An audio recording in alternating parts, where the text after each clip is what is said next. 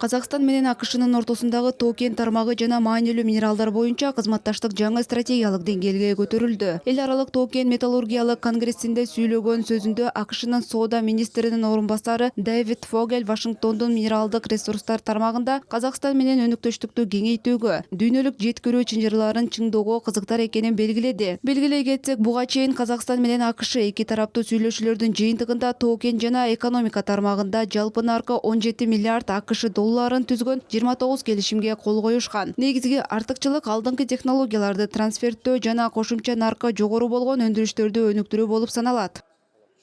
Для нашей страны, ну и для... Биз үчүн да, АКШ үчүн да маанилүү минералдар инвестициялык саясаттын артыкчылыктуу багыты болуп саналат. Биз эки өлкөнүн өкмөттөрү ортосунда да, улуттук жана жеке компаниялар, бизнес өкүлдөрү ортосунда активдүү өнөктөштүктү өнүктүрүүгө күч жумшайбыз. Алдыда чоң кызматташтык мүмкүнчүлүктөрүбүз бар деп ойлойм. Бул миллиондогон эмес, миллиарддаган доллар каражатка жол ачат. Ушул сүйлөшүүлөрдөгү ири, орто жана чакан америкалык компаниялардын өзү буга далил. Компании крупных, средних и малых, которые готовы инвестировать. Эң башкысы, мунун баарынын түпкү негизинде чоң саясий максат жатат. Кошмо Штаттардын азыркы администрациясы Казакстанды өз экономикасы үчүн өтө ишенимдүү жана маанилүү минералдарды жеткирүүчү катары карайт. Биз өз тарабыбыздан чийки затты өндүрүү, экспорттоо менен гана чектелбестен, Казакстанда биргелешкен ишканаларды түзүү темилгесин көтөрүп, ошого багытталган өнөктөштүк ыкмаларын издеп жатабыз. Бул кошумча наркы жогору өнүмдөрдү чыгарууга мүмкүндүк берет.